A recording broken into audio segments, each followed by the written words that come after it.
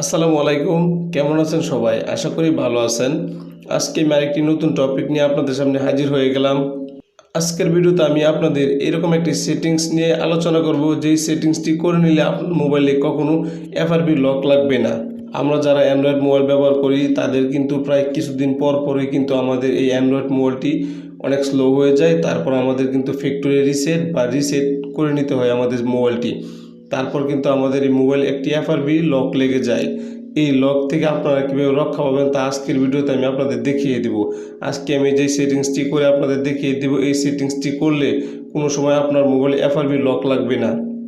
ভিডিওটি বেশি লম্বা করব না, মাত্র কয়েক মিনিট একটি ভিডিও দেখে ভালো একটা জিনিস শিখতে পারবেন। তাই বলবো ভিডিওটি প্রথম থেকে শেষ পর্যন্ত খুব মনোযোগ সহকারে দেখুন।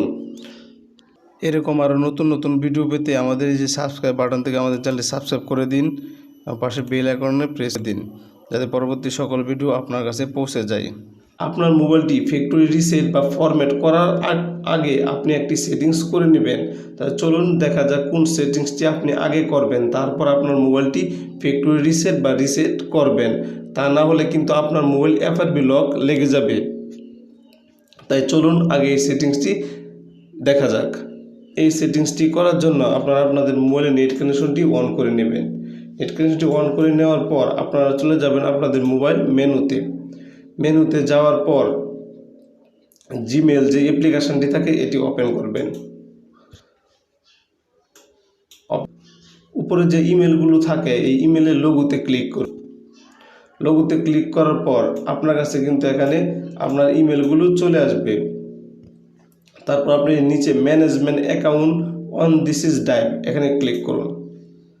এখানে ক্লিক করার পর আপনারা কিন্তু দেখতে পাবেন এখানে আপনার যে ইমেলগুলো থাকবে সবগুলো ইমেল কিন্তু এখানে চলে আসবে। আমি কিন্তু আমার ইমেলগুলো এখানে আমার সুবিধার জন্য আমি কিন্তু এখানে হাইড করে রাখবো।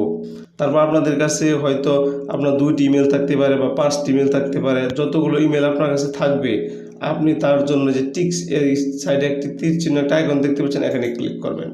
এখানে ক্লিক করার পর রিমুভ অ্যাকাউন্ট এখানে ক্লিক করবেন। এখানে ক্লিক করে এক এক করে আপনার যা ইমেলগুলো আছে সবগুলো ইমেল এখান থেকে ডিলিট করে নেবেন। ডিলিট করার পর গিয়ে আপনি আপনার মোবাইলটি রিসেট বা ফ্যাক্টরি রিসেট করবেন। তারপর আপনার মোবাইলটি কিন্তু আর এফআরপি লক লাগবে না।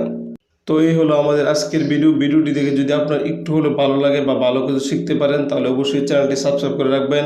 অবশ্যই ভিডিওতে একটি লাইক দিবেন। দেখা হবে পরবর্তী কোনো ভিডিওতে। সে পর্যন্ত ভালো থাকবেন, সুস্থ থাকবেন। আসসালামু আলাইকুম ওয়া রাহমাতুল্লাহি ওয়া বারাকাতুহু।